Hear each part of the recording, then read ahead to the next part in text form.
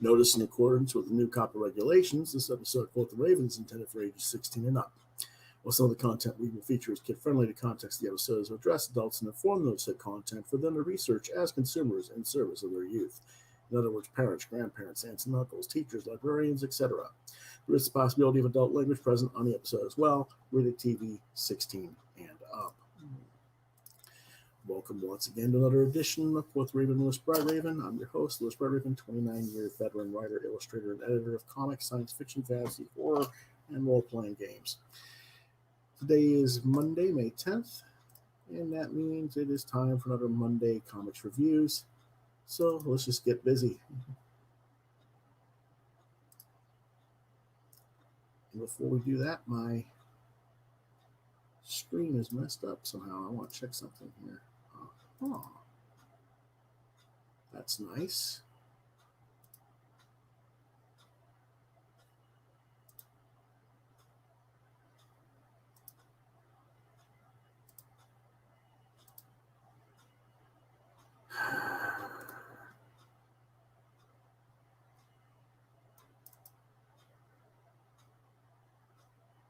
Okay. No problem. I can wing it.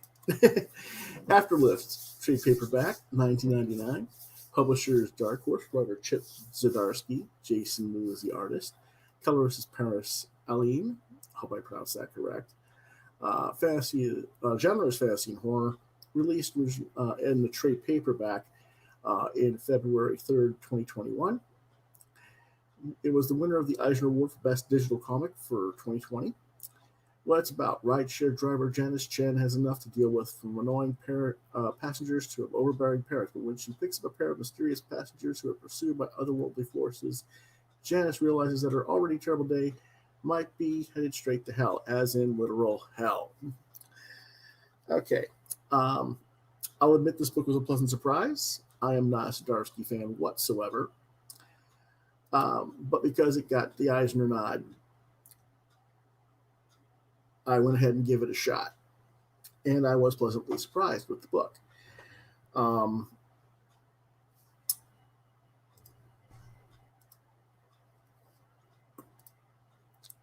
The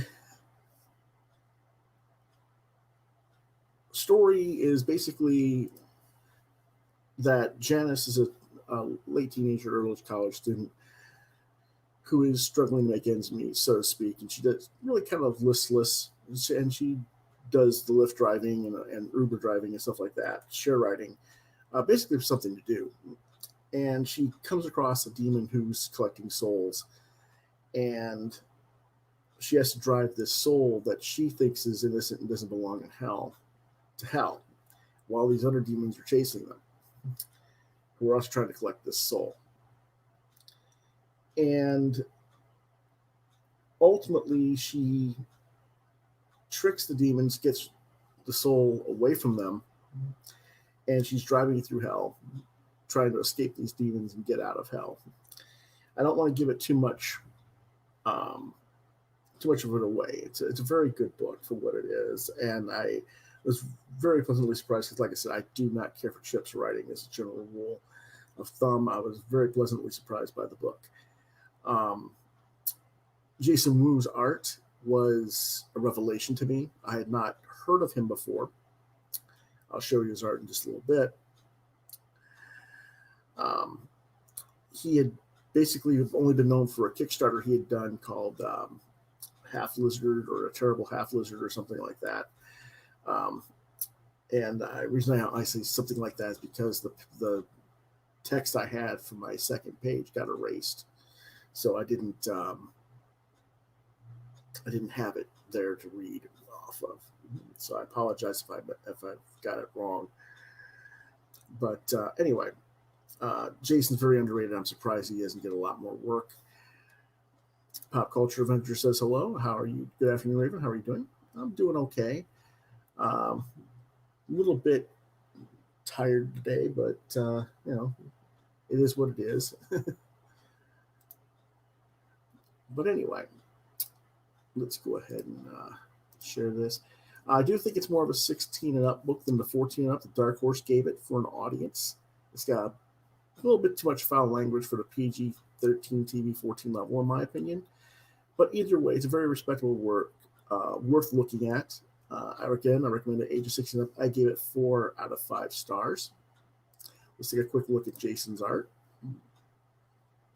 This is basically where she realizes that she's basically towing around demon and a soul, and she's like asking other people for help, and they don't realize because she's actually with them. They've entered a different like parallel dimension to Earth, so she's kind of stuck on that side of it until she does what the demon wants.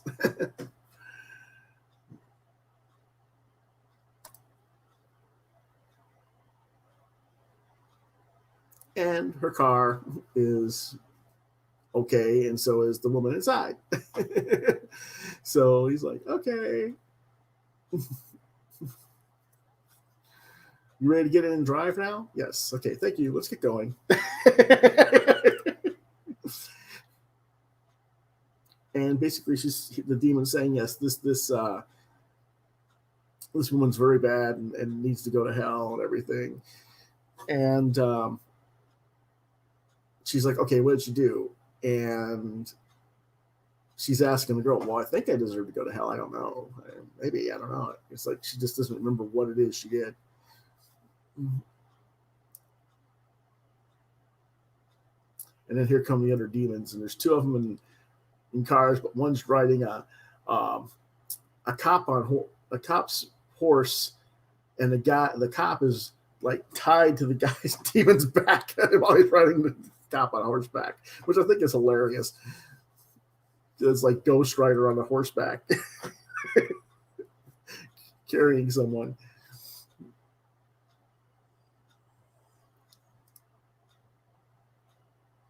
And she evades them, and then she starts going into literal hell.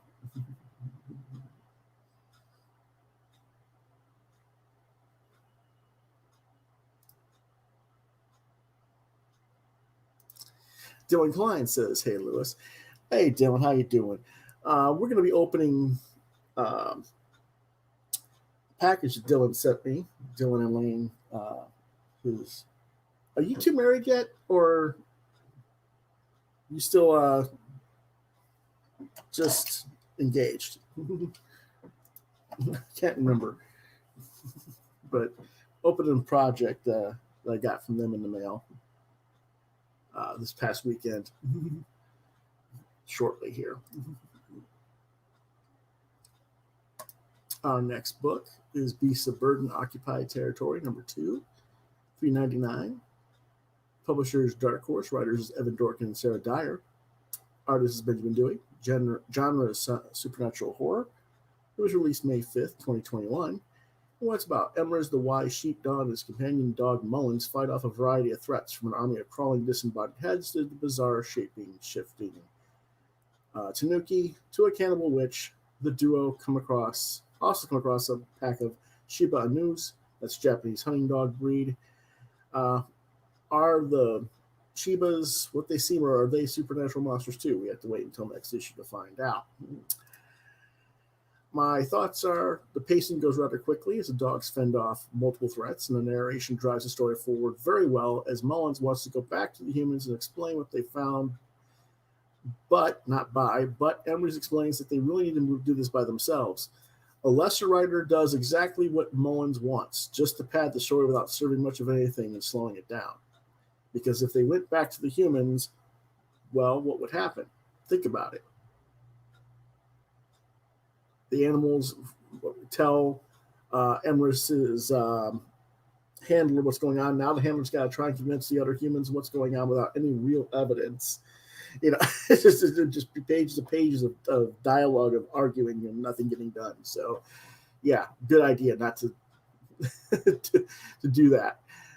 So while it may seem that the characters are biting off more than they could chew, he said punfully, or was that painfully? The reality is going back to the humans bogged the story down by at least another 2 issues. So one can safely assume that they're meant to be brought into if the humans are meant to be brought in the tale, they will be by next issue. In the meantime, this series has always been about animals. Mullins doesn't know this. He's new to the scene and is basically akin to a new reader entry character that we're seeing the story through the eyes of. So let's just go with the flow. Thoughts. Dewey is still doing nice work on the theories. I guess I'm finally getting used to him as co-artist along with Jill Thompson, but I still miss Jill as a regular artist. But if Benjamin Dewey work needs more beasts of burden on a regular basis, I guess that's what's best for the overall series. Recommended for ages 13 and up. I give it 4 out of 5 stars. I'm not going to show artwork. We're just going to move on to the next one. Deep Beyond number 4, $3.99 from Image Comics. Writers Mirka Andolfo and David Goy.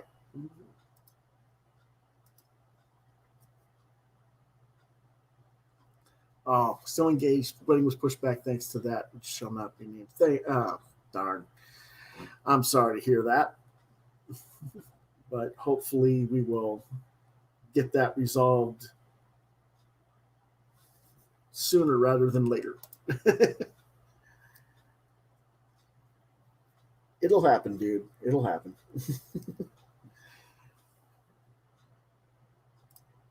Okay, Image Comics. Again, writers Mirka Andolfo and David Goy. Artist Andrea Baccardo. Barbara Vicenzo does the colors. Genre is science fiction. Released May 5th, 2021. Well, it's about Paul and Jolene and their team have made it to the abandoned, outdated underwater research lab that Pamela, Jolene's twin sister and Paul's ex-wife, had fled to and tried to deal with the virus that's destroying the Earth, but it has overcome her.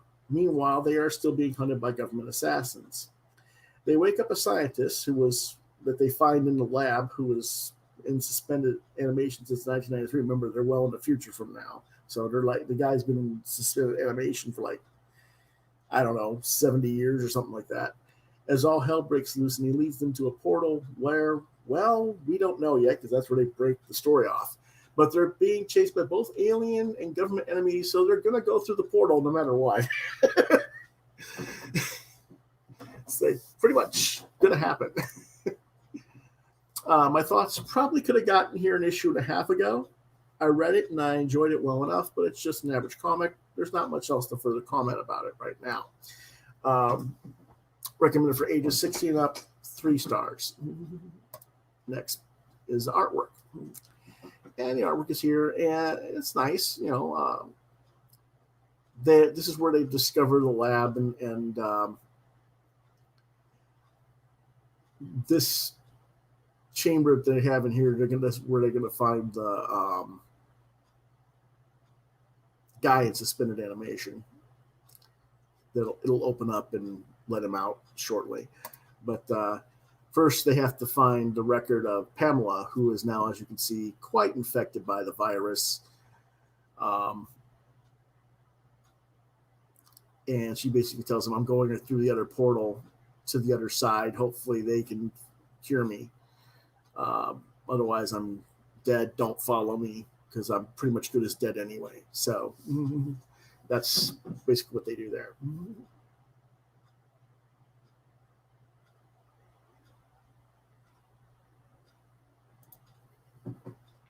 Our next book is Eve number 1 by Boom Studios, $3.99. Writer is Victor Laval. Artist is Zhou Mi Jiong. Colorist is Brittany Pierre. The cover art is by Ariel Anandito. That's the line art with colors by Pierre Luigi Casolino. Genre is dystopian science fiction. Released May 5th, 2021. Well, it's about when the ice caps melted, most of humanity was lost to a hidden disease, virus again, whatever, that was released. Now a mysterious girl named Eve is woken in secret and must deal with a world that's nothing like the virtual reality she was raised in. In order to save her real father, 11-year-old Eve must embark on a deadly quest across the country, but she has no idea about the threats that await her or the price she will pay to restore life to a dying Earth. My thoughts are the story is a slight bit confusing. I got the impression she was an 11-year-old in virtual reality, but her body was in stasis for more than 20 years, which seems wonky that if, at first read. I probably misinterpreted something as I was slamming through my pile of to-read books this past weekend. It just seems like her body should have been older, but I don't know. I like I said, maybe I just misread something, or maybe what was meant was it was 20 years earlier when the virus wrecked everything, and her parents, who were trying to find a cure, had her while things were going south and put her in stasis as a child and did. But like I said, it's just a little bit confusing there.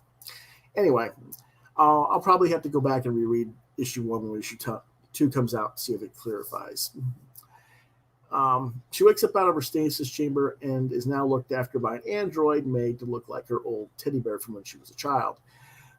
Tasked with finding her missing father and the technology that will potentially counter the virus and rebuild the Earth. It's a good opening issue. I'm interested to see where it's going. But I also kind of wanted it to already be going somewhere by the end of the first issue, and it doesn't really, it's all set up for the first issue.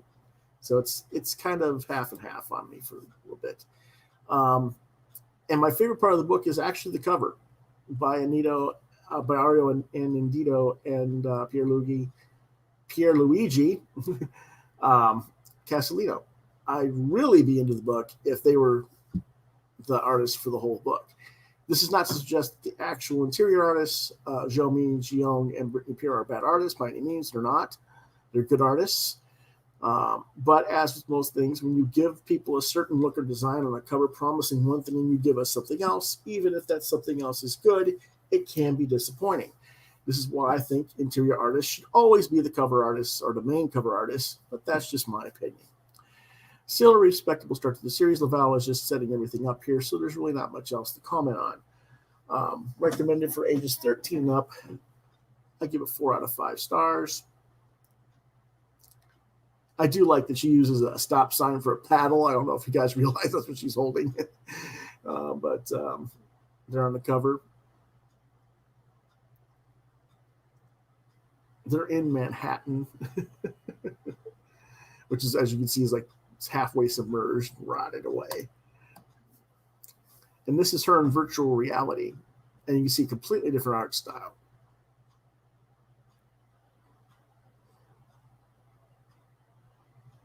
And of course, she doesn't know she's in VR. She thinks she's in the jungle somewhere with her dad doing some sort of research work. And then she gets to this area that's opened by her genetics code and everything through the hand, everything comes in, and there's her dad. And at the end of this conversation, the VR program stops more or less as she's waking up out of stasis and is brought forward into reality.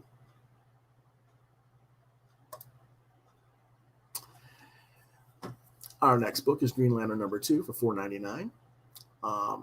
I had to reprint or rescan this cover multiple times. And DC did a real good job. They actually put #1 where #2 is on their solicitation. So they did a real good job. Anyway, publishers DC Comics, writers Jeffrey Thorne, artists Dexter Soy and Marco Santucci, with colors by Alex Sinclair, with a cover by Bernard Chang and Alex Sinclair.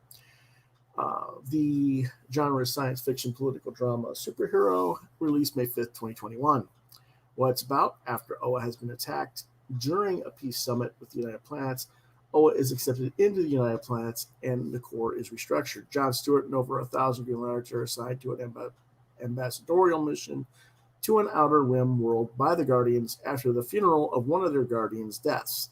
Though again, the Guardians are kind of like, well, we're like the Jedi. Physical shells matter not. We're energies be. See you later when you evolve. Yeah. I just was not too impressed with that part of the story. After Stewart and the others leave, though, Oa's power battery blows up, and Joe Moline from Far Sector appears to rescue the Teen Lantern and Simon Baez, but it appears that Simon is already dead, and as Moline's ring informs her that she's the only Green Lantern on Oa now. Teen Lantern's gauntlet, while similar, does not make her a Green Lantern, and if Simon isn't a Green Lantern, he doesn't register, he must be dead, I guess. So, that's what they're implying. Thoughts. If he's dead, I kind of wonder if killing Simon is some sort of metaphorical commentary towards Jeff Johns, who was the co-creator of the character.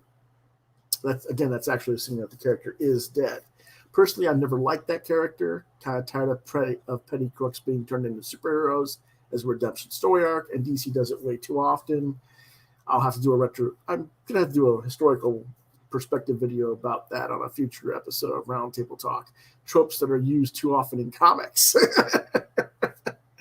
I'm sure many fans that will read this will say that the issue is too talky. The Lanterns certainly did not seem to put up too much of an argument to the orders of restructuring the Corps, which seemed a little bit too nonsensical to me. I would have suspected that there would have been some resistance from the members. But I guess ultimately, since it's either go along with orders or go back to being normal and whatever life you had before being a Lantern, most will just toe the line. And so why pad the story out for a lengthy display of exasperated GLs threatening but signifying absolutely nothing to the story? Just get to the point, which is largely what Thorne does. So I suspect that people are going to complain because Hal would have stood up to the Guardians and called them out on this. Yeah, maybe he would have, but Hal could have easily just been stripped of his role and told to go back to being just a pilot too. That's kind of why Thor told audiences he doesn't like Hal and is sick of Hal and isn't featuring him much during this arc. Enter Jo Moline. It's going to be interesting to see how Thorne interprets her, since to date she's only been written by our creator Nora Jemisin. At least I'm slightly interested in this book. That's more than I can say for Green Lantern since Hal was possessed by Parallax in the 90s. Recommended for ages 13 up. I give it 3.5 stars. And here's some of the artwork. And I'm assuming this is the Dexter Soy stuff, but I'm not sure. Because it's kind of weird how the art is on the book.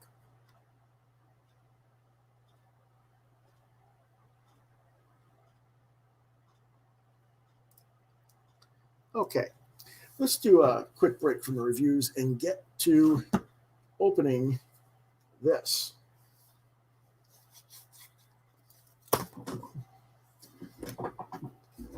Which is my unboxing of Starside number 4. I got stickers in here. It looks like. Is that what these are, stickers, Dylan? Stickers or tattoos or temporary tattoos? Okay.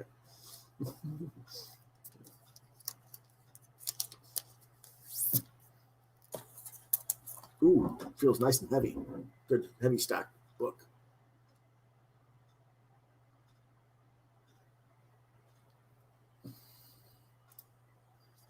Pop Culture Avenger says, I agree with your view on the cover or interior artist. That's on Eve 1. More times than not, it's disappointing when you open the comic up. Yeah. I think it's wrong that they do that. Plus, it also, comics are supposed to be for artists who can draw stories. And when you have a bunch of artists that just do pinups and covers who never draw any storytelling and they get all the work cover-wise, they become the popular artists because that's what people see. And they make more money off their original sales because they get to do the pinups. It's kind of a broken system, in my opinion. And yeah, I got that. I found on the back of the thing what they were. That's cool. Like I said, very nice production. Very thick cardstock, glossy stock cover. Pages look nice. Obviously, I haven't had a chance to read it. I just opened it.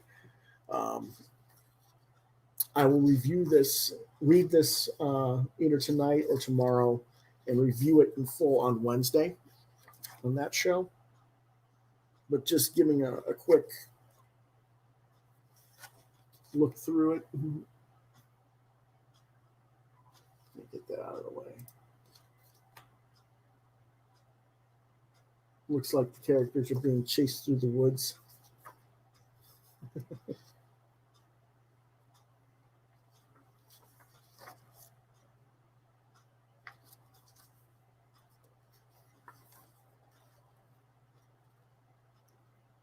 Through the woods, through the cities.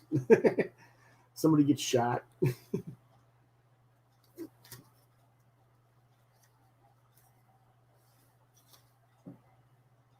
Comics Wellspring did the printing on this, apparently. Dylan says shout out to them. Okay, we'll give them a shout out. They did a nice job.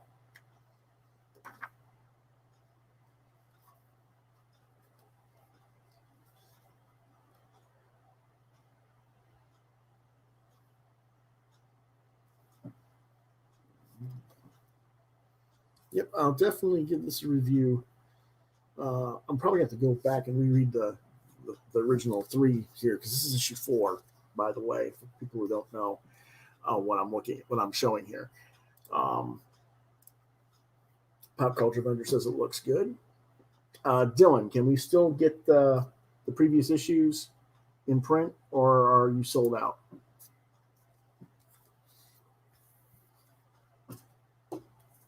For people like Pop who might not have gotten back issues, who might be interested. Mm-hmm. Yeah, it's Dylan's book, Pop.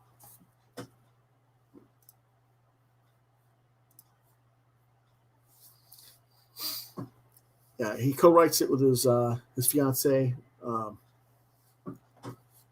Lane Brett Schneider, and it's art by, I'll make sure I get his name right.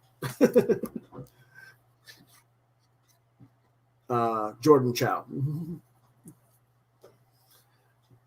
I had Jordan right, but I couldn't remember his last name.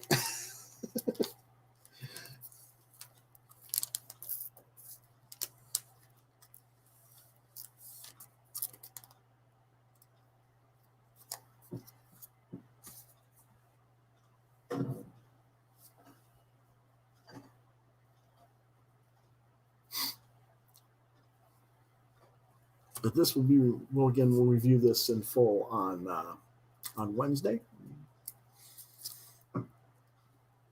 And that is a book from, I guess it's called Starside Comic, I guess, is what you guys call yourselves. I don't think you guys have a printer name, publisher name, do you? I forget. What else is in here, if anything?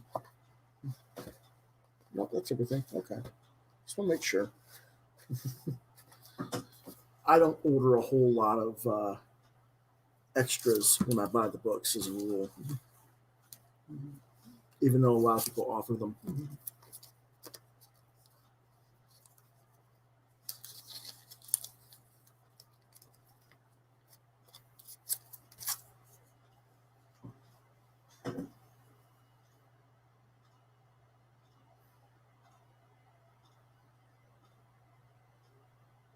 Yeah, I know you're independent. I just didn't know if you had a company name for yourselves. I mean, I'm independent, but I go by Constellation Studios.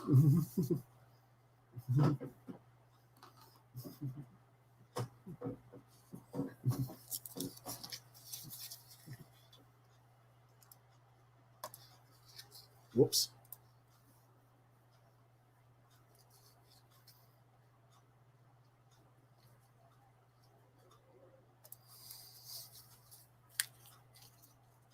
I just didn't want Dylan to have to sit through all the reviews and everything.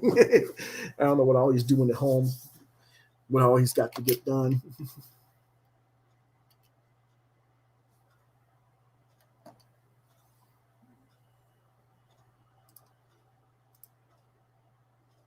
Because we got quite a few left to go.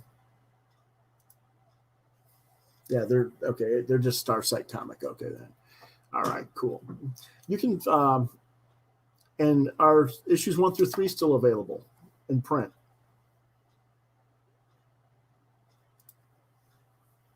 I know that you can still get them in like digital.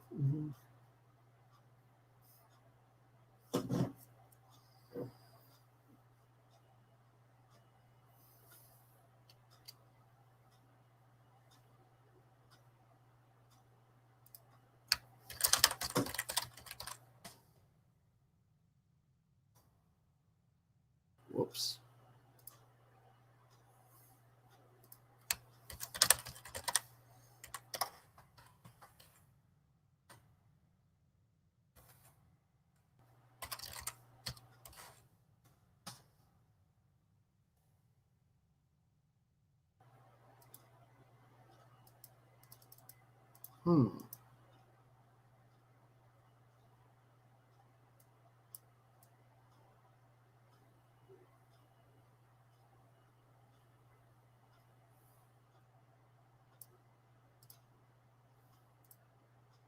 Okay.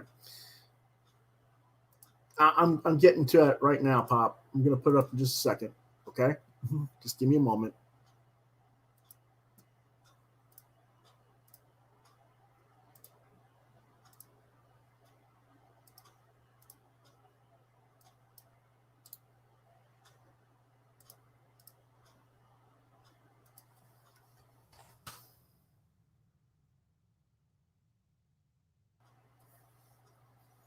This is StarsideComic.com shop. And you can get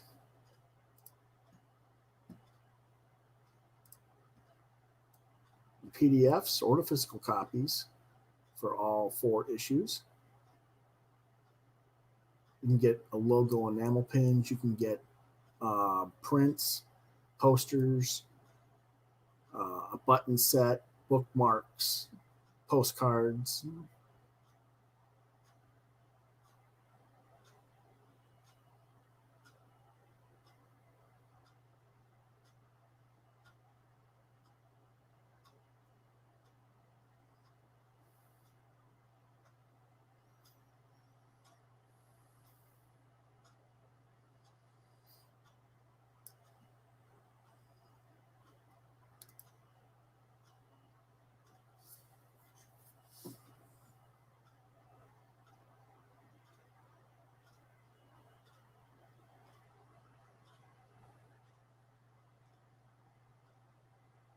Now, I don't know about the variants being available or not. He says that there's some variant covers available, but I don't see them on the shop offhand. I just see the regular covers.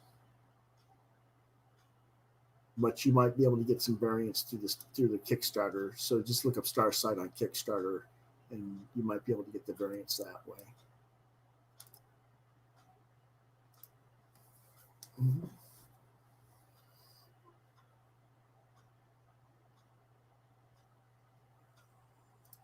So that's that. I don't mind promoting those two because they're good people. Mm-hmm. But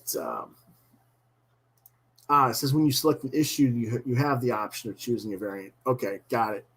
All right, gotcha. So it is there on the shop. It's not, you have to pick the issue you want, to show the variants option. Okay, got it. Except for issue number 1, that variant has sold out. Got it. Thank you. Appreciate that information, Dylan.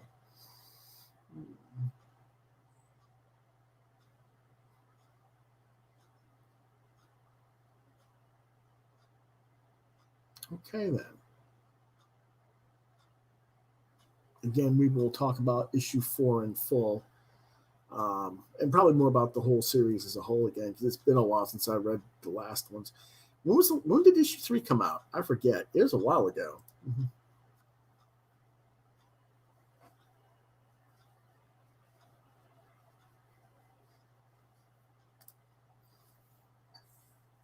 But I read so much stuff that I forget easily anymore.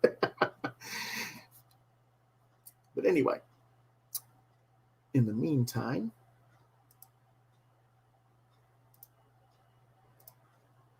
I kind of need to get back to these reviews.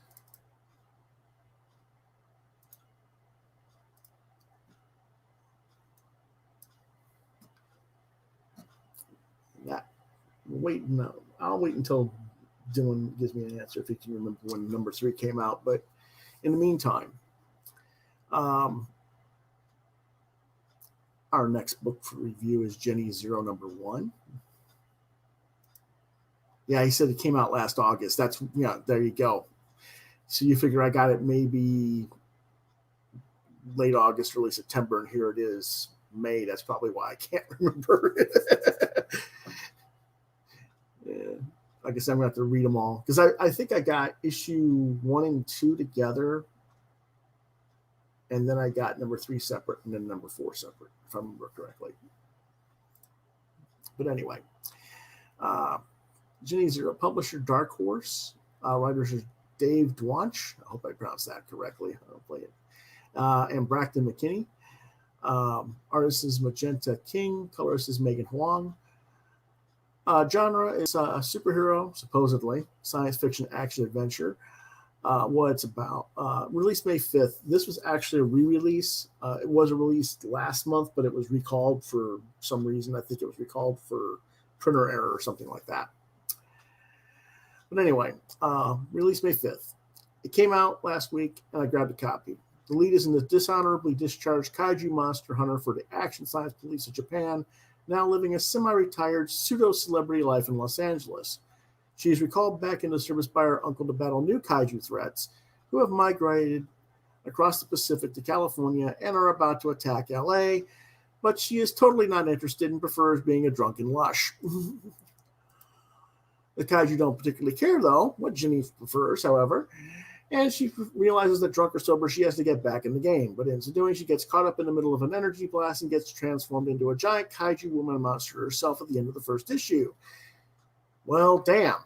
That's going to make for one hell of a bar tab.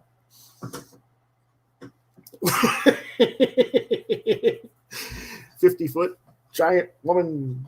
How much booze do you think she's going to need to get drunk now? My thought is it's way too an adult of a storyline. Too much unnecessary nudity, foul language, adult bad behavior, the drugs, the sex, the alcohol abuse. The lead character isn't remotely likable to me, yet she's supposedly this former great action science police hero, superhero.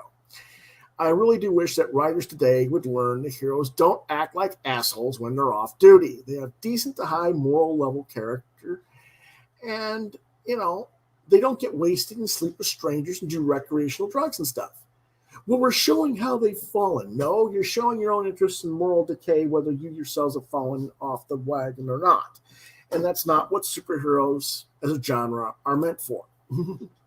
Superhero fiction is meant to give kids some characters to look to as role models. You can write heroic fiction for adults in another genre.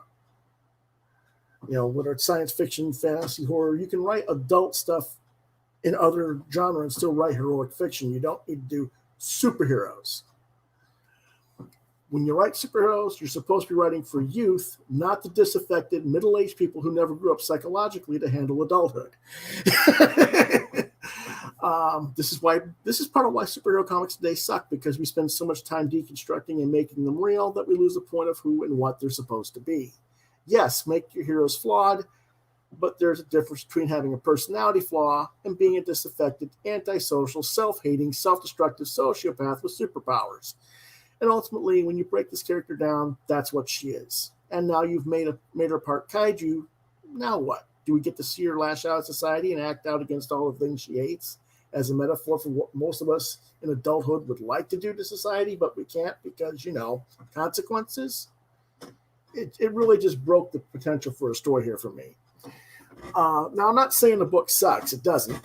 It just isn't what I was hoping it would be, basically. But it doesn't live up to the potential series I thought it could have been, and it won't live up to it because of what they're doing with it. They've made an adult comic, not a teen or book that kids can read. It'll instead be something else. Now, whether that something else will be a worthwhile story to read remains to be seen. I do wish that I had more positive things to say about the comic book.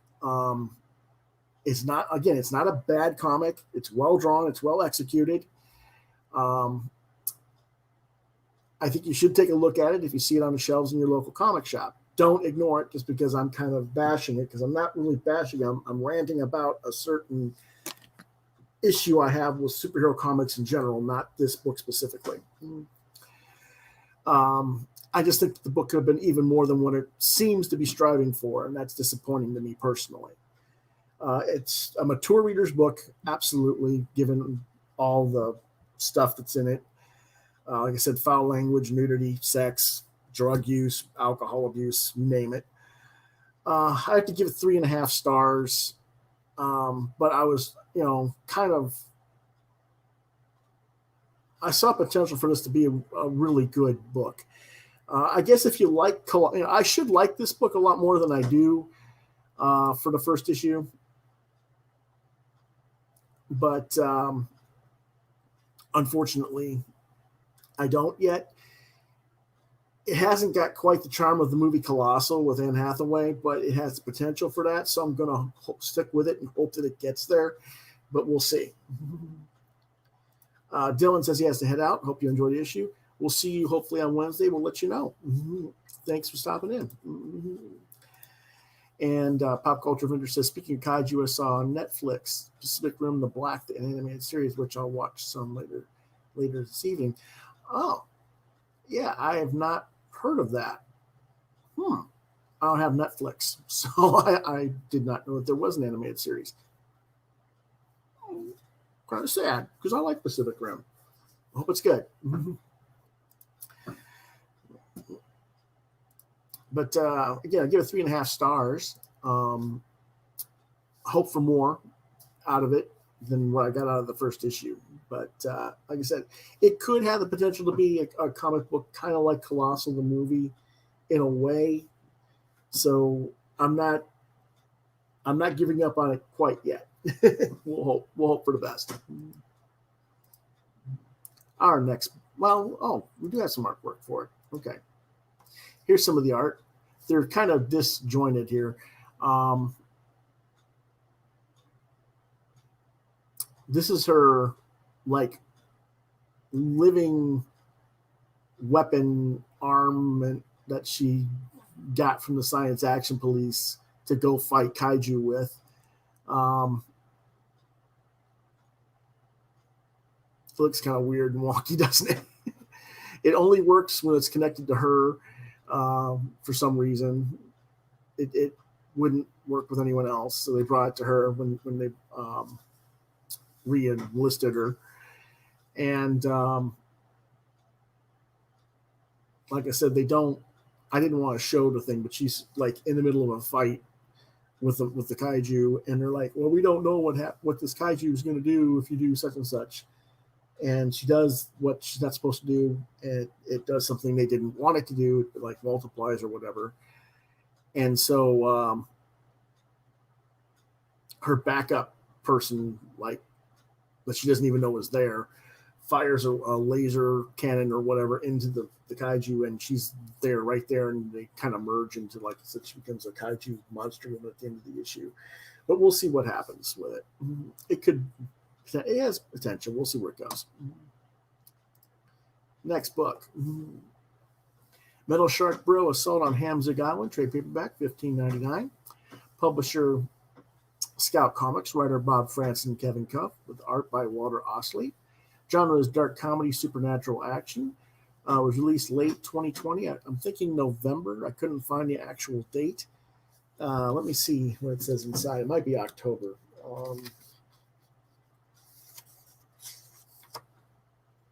Yeah, the book says October 2020, so it's late October, early November.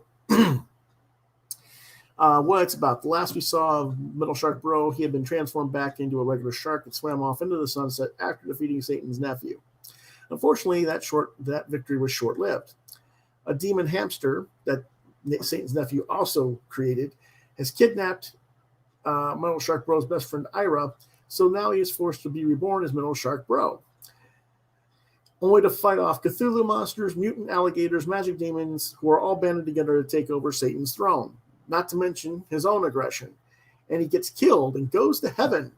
Who ever heard of a killer metal shark assassin and employee of Stan, which is Satan's joy name? Stan, Satan's joy name. No, going to heaven.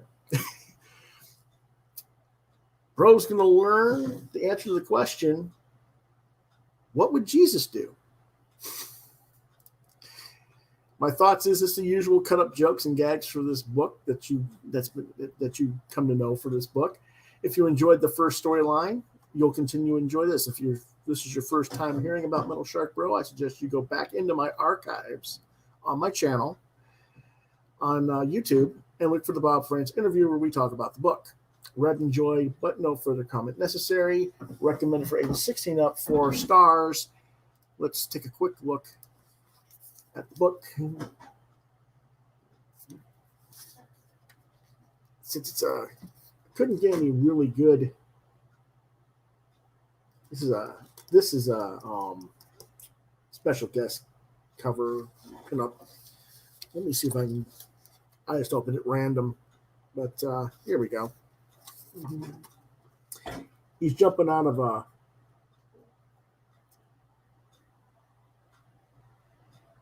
basically a demon plane, so to speak, a dragon, to get on the island, and the pilot giving him all the instructions on how to get back, and it seems like METALSHARK Bro's ignoring him, and he goes, "Yeah, whatever, dick." And at the very end, he goes, "Yeah, actually, I was having an internal monologue. I heard everything you said, dick." It's that kind of childish, humor, like I say. But, it's cute for what it is. And then there's METALSHARK Bro at heaven, talking about how they've got golden gates to keep the undesirables out of heaven. He's like, well, I'm not going to hell. You don't belong here. Well, I need to get back to Earth. Well, we can't do that. Yes, you can. Smack. And it's not God he's punching. It's just like whoever the guy at the pearly gates, St. Peter, whoever. But it's a cute book.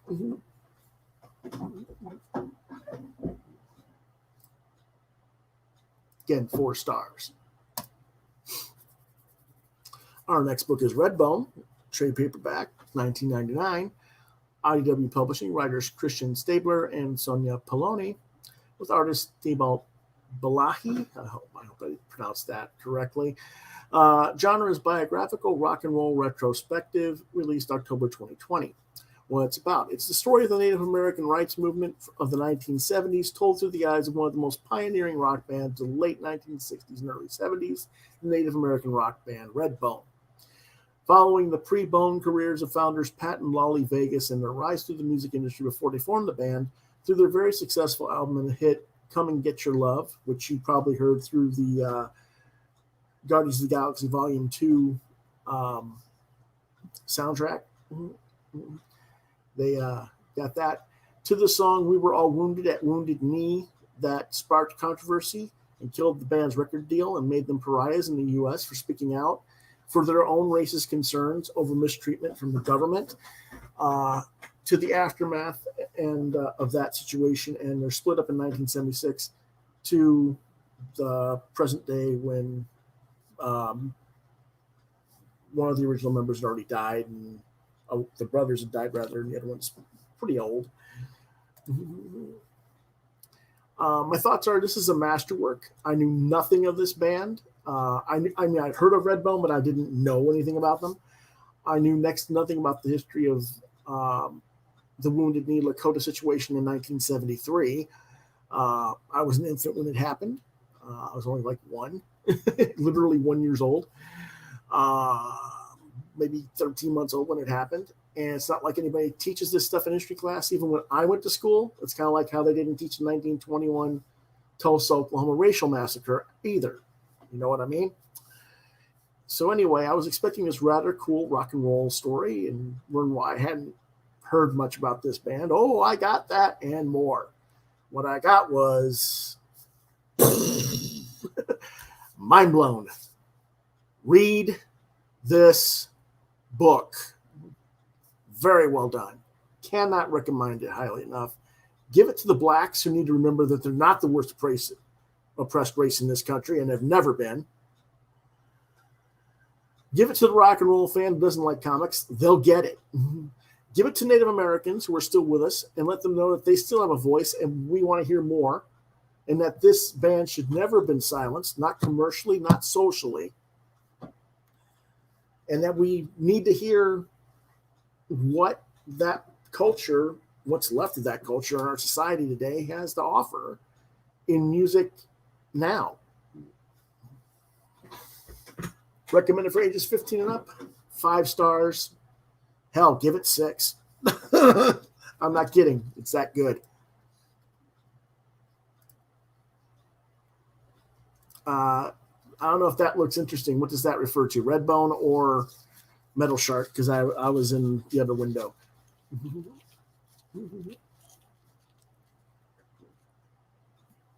I don't have the Redbone book with me right at my hands right now. I took it downstairs so my dad could read it. He sometimes reads my books, and that's something that my 79-year-old dad can read and be like, whoa, that was worth my time. So there you go. Again, 6 stars.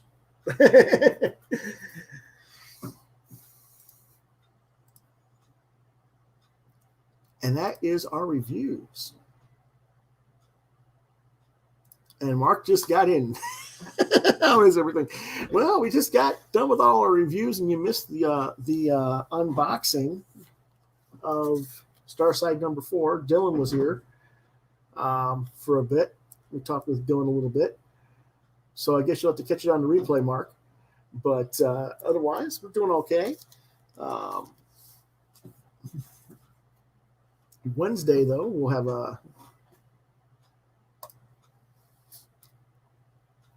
more reviews and stuff. Both look good as Pop Culture Avengers. Nice. So next week, or not next week, this upcoming Wednesday, we'll be reviewing Wants and Future Volume 2, Something is Killing the Children Volume 2, The Lab trade paperback by Allison Conway, Astra of Pan hardcover, and Starside number 4. That's what we're going to review on Wednesday, and we'll talk about all the cool stuff I bought at the comic shop this week as well. And if I get some more cool stuff in the mail, we'll talk about that too. Wednesday is what is Wednesday? Is our what did you get this week?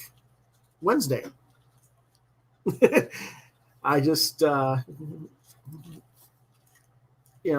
just didn't get everything I needed to review these 4 books. I just didn't get to them this weekend to read, and I reviewed what, like 10 books or today. So it's like I just had a lot to read, and so I'm reading those and finishing up reviews on Wednesday for those, and doing what I bought in the store that day. And that might be what I'm going to start doing on Mondays and Wednesdays, is reviews Mondays and Wednesdays. That way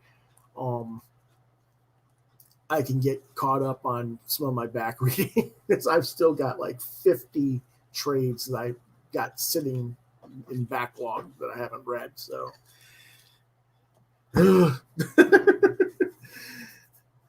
but that's that. As far as the week goes, like I say, Wednesday is see you then on Wednesday. But before we go, I got to get this silly thing to do what it's supposed to do, and it's not wanting to do it as usual. Warren Montgomery asked me, so I guess I better start doing this more often. If you want to buy my art book, Wingman Art of Louis Bright Raven Volume 1, information here. Publishers Constellation Studios. You order it from me directly. It's an art historical textbook on my career from the 80s to about 2011. It was released in July of 2011. Has over 50 images of original artwork dating back to the mid-1980s. And the regular edition is $9.95 plus shipping and handling. A personalized sketch is $15 plus shipping and handling. That comes out to $20 or $25, basically, because the shipping is so damn expensive. I apologize for that, but that's the way the costs are nowadays. To order, you go to PayPal, you email quotheravenlbr72gmail.com, subject Wingman Book. I started taking orders May 1st, and the sketch orders can be drawn live on Quoth the Raven if you want. Now, Warren said he didn't really care if his was or not, so I'm probably not going to, because I got a lot of stuff I got to get done next week or so. But Warren, your stuff is like third or fourth on the Kiwi. So as soon as I get the other stuff done, yours is upcoming.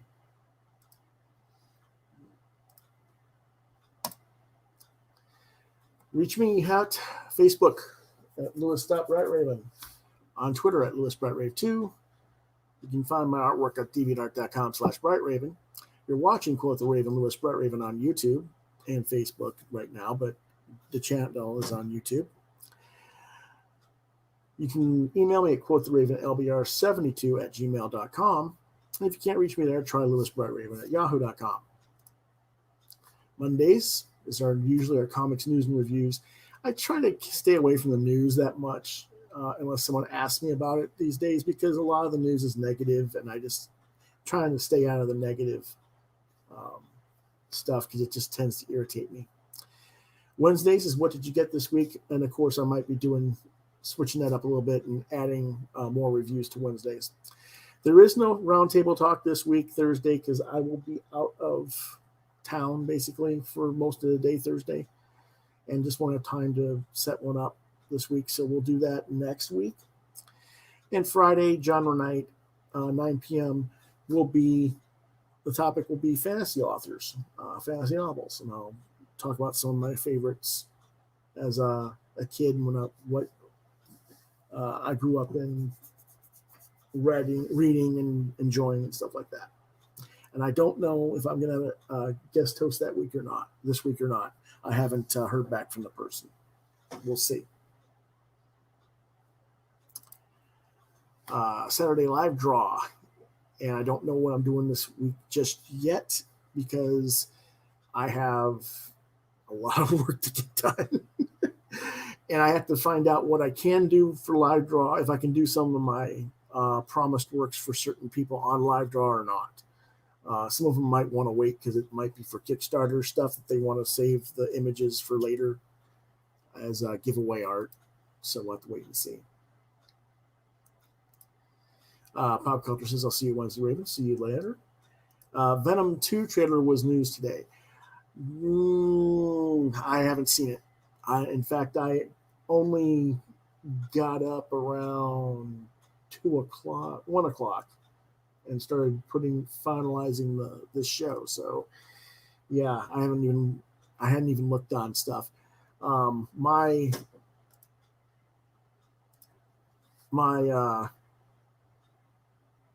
schedule this week is pretty full. I haven't had time to be online. After I get off of this thing, I have to finish up Wednesday's prep, and then I have to get finish up my tax paperwork. So that's what I'm going to be out of town doing, basically out of the house on Thursday all day, is sitting with my tax consultant and helping my dad file his and stuff like that. So we all day. So that's my week this week. Anyway, we'll see you guys. Thanks for watching. We appreciate it, as always. See you Wednesday.